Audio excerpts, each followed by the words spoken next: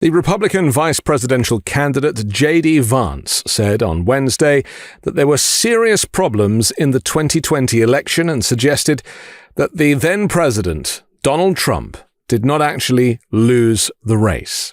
He was pressed on his response by a reporter later in the day on another campaign stop in Wilmington, North Carolina, saying, "I think that big tech rigged the election in 2020. That's my view, and if you would disagree with me, that's fine." On the election of 2020, I've answered this question directly a million times. No, I think there are serious problems in 2020. So did Donald Trump lose the election? Not by the words that I would use. Okay. So look, we could, but look, I really couldn't care less. Let's be very clear about what is actually happening here.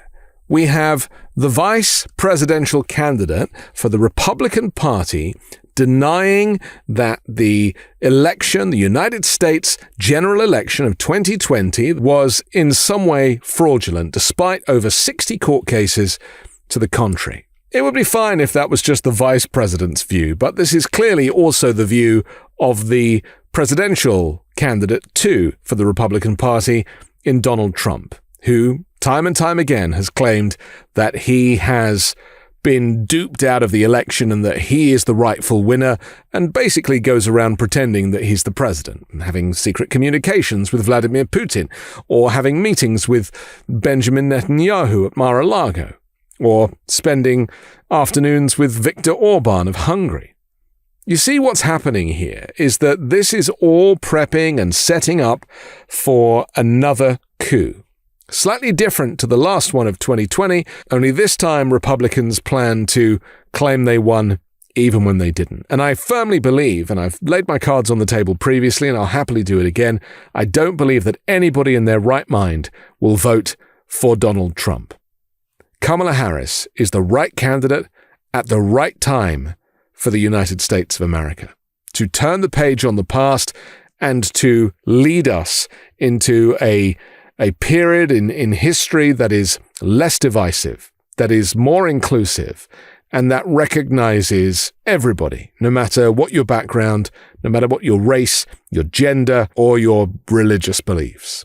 And we've had so much negativity and hate and gaslighting and ignorance, frankly, from Donald Trump, that to now hear that JD Vance is not mincing his words. I mean, when he did that head-to-head debate with Tim Walz, the vice presidential debate, he also couldn't be drawn on whether or not Trump lost the election in 2020.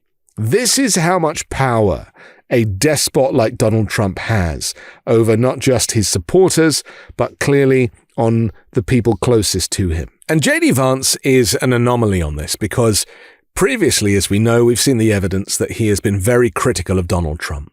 And this just proves how two-faced he is, that he's been able to do a 180 and now is not just claiming that Trump is, the greatest and supporting his candidacy, but he's also aligned with him on their fraudulent claim that the election was stolen from them in 2020. A reminder that Joe Biden got more votes than any president has got in history. Donald Trump likes to claim that he got more votes than any president in history. He seems to ignore that Joe Biden got a whole lot more. And this, unfortunately, is my fear about the November 5th election this year, because if they're saying that about 2020, despite the court cases, despite all of the evidence to the contrary of their claims, what are they going to say about this one?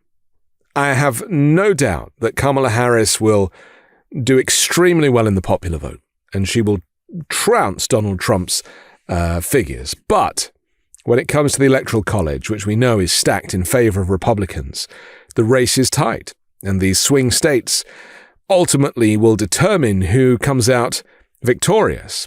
But America is not going back to the Donald Trump years. Donald Trump and JD Vance now clearly represent the unhealthiest aspects of society.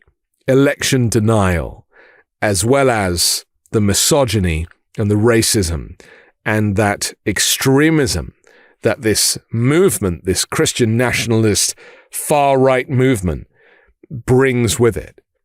Kamala Harris is not just an exceptional individual, and think about how hard she's had to work to get ahead in a society and a culture that looks down on women and looks down on people of color. She has had to work so hard. And as I said in my video earlier when we were talking about the Fox News interview, where she was basically put in a very, very difficult position.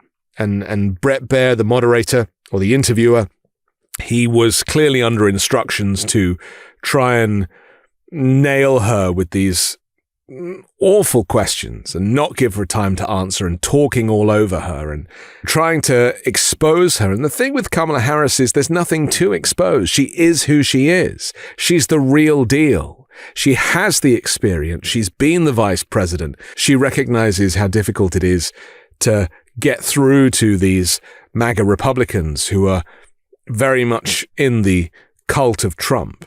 And, you know, there's so much to say about the opposition. There's so much to say about how dangerous Donald Trump is. There is so much to say about not going back to those 4 years, which from my memory, where shops were boarded up in case there were riots in the streets, the hatred, the racial hatred, the hate crime, the hate speech. It was a dark period for those 4 years. And, you know, I am very proud to be living in the United States when we are just a couple of weeks away from Kamala Harris winning the presidency on merit and merit alone. She is our savior from the rise of fascism, the rise of Christian nationalism. She is our protector from this Handmaid's Tale like administration that Donald Trump, with his Federalist Society and Heritage Foundation supporters, that is what they plan for America.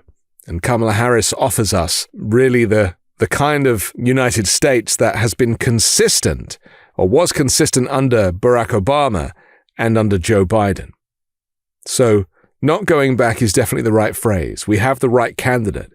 It's just whether or not the media can carry the message appropriately. And I think that Harris is saying all the right things, but to cut through, you need the messenger to be on your side. And with Fox, that was never going to happen. You know, the more JD Vance talks and the more Donald Trump talks or sways and listens to music, the better for the Democrats in a way, because their language is aggressive, it's abusive, and it does not represent the America that I believe that most people care about. They are antiquated in their thinking, but they're also very naive. They underestimate the American people. And I think that is a terrible mistake to make. I'm Anthony Davis. You can catch me on the 5 Minute News YouTube channel on Wednesdays, co-hosting Uncovered, and on Sunday on The Weekend Show with MeidasTouch. Love this video? Make sure you stay up to date on the latest breaking news and all things Meidas by signing up to the MeidasTouch newsletter at MeidasTouch.com/newsletter.